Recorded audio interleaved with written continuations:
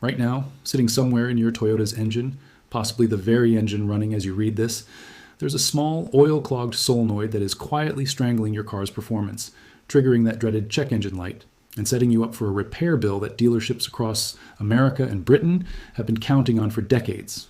The part is called the VVTi Solenoid. The problem is sludge, and the fix costs $2. $2, not $200. Not the $450 that Toyota dealerships routinely charge for a replacement solenoid plus labor. Not the $700 that some independent garages will invoice you for if they decide to replace the entire variable valve timing assembly. $2, sometimes less, for a can of something that has been sitting on auto parts store shelves for years, hiding in plain sight, completely ignored by the very industry that profits most from your ignorance of it. The VVTi solenoid industry, and yes, it is an industry, generates hundreds of millions of dollars annually in unnecessary parts replacements, unnecessary diagnostic fees, and unnecessary labor charges. Every time a P1010, P1011, P1012, P1013, or P1014 error code appears on a Toyota owner's dashboard, a dealership somewhere celebrates. Because what that code actually means, a sticky oil-fouled solenoid valve, is something that a $2 aerosol can resolve permanently in under 30 minutes. But they have never wanted you to know that until today. That changes right now. By the end of what you are about to hear, you will know exactly which $2 product cleans a sticky VVTi solenoid permanently, the precise chemical reason it works when nothing else does, the step-by-step process to do it yourself in a single afternoon, and the one critical mistake that causes this method to fail, a mistake that even experienced mechanics make when they first try this. Stay with me, because there's also something about this solution that almost nobody in the DIY community has discovered yet, a secondary benefit that makes this fix even more valuable than the obvious one, and I will get to that before we are done. But first, you need to understand how this problem was buried, who buried it, and why it stayed buried for so long. Because this is not a story that begins with your Toyota. It begins decades earlier, in the engineering laboratories, where variable valve timing technology was first developed, and in the boardrooms where the decision was made about how that technology would be serviced, and who would profit from servicing it. Variable valve timing was introduced to mass-market Toyota engines throughout the late 1990s and early 2000s. The technology itself is genuinely brilliant. A system that uses engine oil pressure to adjust the timing of the intake and exhaust camshafts in real time, optimizing power at high RPM and fuel efficiency at low RPM simultaneously. The solenoid at the heart of this system is an electro-hydraulic valve. When your engine's computer sends it a signal, it opens and closes to route pressurized oil to the camshaft actuator. In a clean engine with fresh oil, it works flawlessly. The problem is that most engines are not clean. Here is what the industry understood from the very beginning, and what they deliberately chose not to communicate to consumers. Engine oil, as it ages, breaks down into varnish. This varnish, microscopic and invisible, accumulates on every internal metal surface it contacts. The VVTi solenoid, with its tiny internal passages and its precision-machined spool valve, is exquisitely vulnerable to this varnish buildup. A layer of varnish thinner than a human hair is enough to cause the solenoid's spool to stick. When the spool sticks, the valve cannot open or close on command. The camshaft timing falls out of spec. The ECU detects the deviation. The check engine light illuminates. And a dealership's service bay opens its doors. Toyota's engineering teams knew this. Third-party research conducted as early as the mid-2000s, published in trade journals that dealership service departments read but customers never see, confirmed that a significant percentage of VVTi solenoid failures were not mechanical failures at all. They were contamination failures, varnish, sludge, nothing that a proper cleaning agent could not dissolve completely. But a cleaning procedure generates no parts revenue. A replacement solenoid, priced at anywhere from $80 to $200 wholesale and marked up substantially at retail, generates excellent parts revenue. Labor to replace it, typically 1 to 2 hours at dealership rates of $150 per hour or more, generates excellent service revenue. And if a technician, in the course of replacing the solenoid, mentions that the underlying sludge issue might affect other components, the VVT actuator, the oil control valve filter, the timing chain tensioner, the revenue potential becomes extraordinary. The suppression was never a memo. It was never a conspiracy meeting in a back room. It was simply the quiet institutional preference of an industry that profits from replacement parts and not from repair. Independent mechanics learned the cleaning trick through trial and error over years.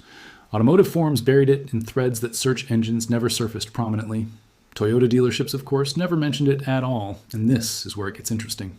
The product that solves this problem permanently, The $2 solution that dealerships spent decades hoping you would never stumble across is not some exotic chemical.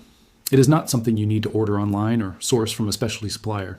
It is mass airflow sensor cleaner, a small aerosol can, available at every AutoZone, O'Reilly, Advance Auto Parts, Halfords, or Motor Factors in the country. It costs between $2 and $5 depending on brand. And the reason it works is rooted in chemistry so straightforward that once you understand it, you will wonder why no one told you sooner.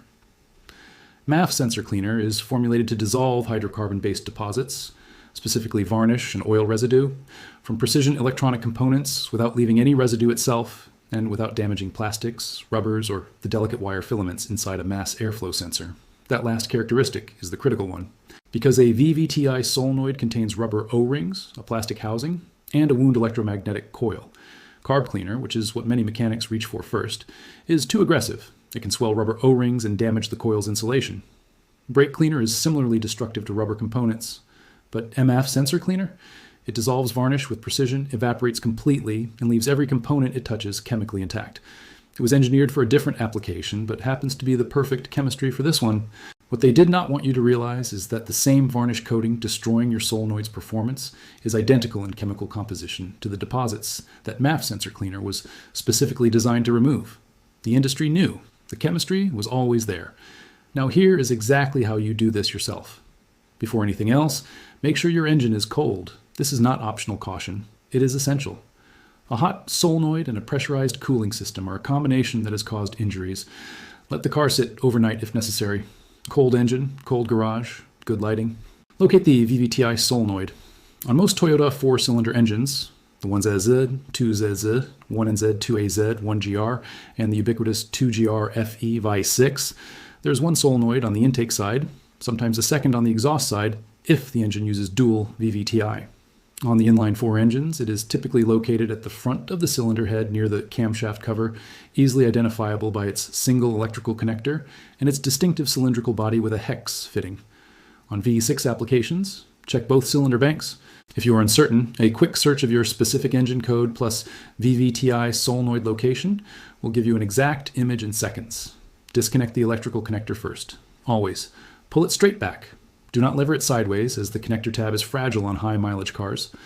Next, use a 10mm socket to remove the single bolt securing the solenoid. On some applications, it is 12mm. Check before applying torque.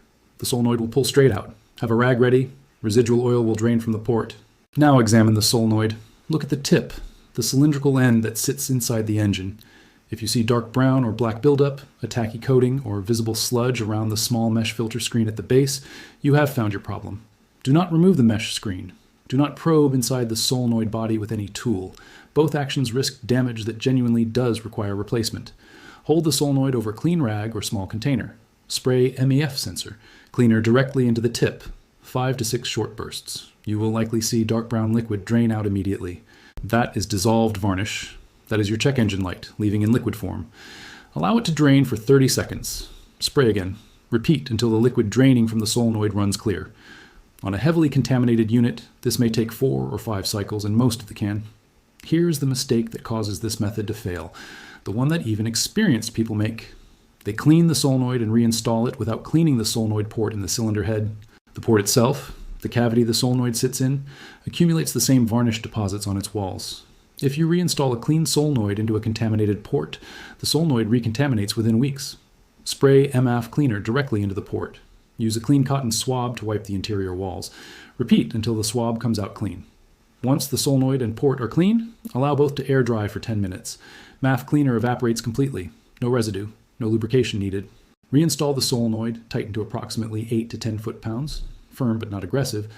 Reconnect the electrical connector, start the engine, and clear the fault code with an OBD2 reader. Most auto parts. Stores will do this for free. Most people stop here. Don't.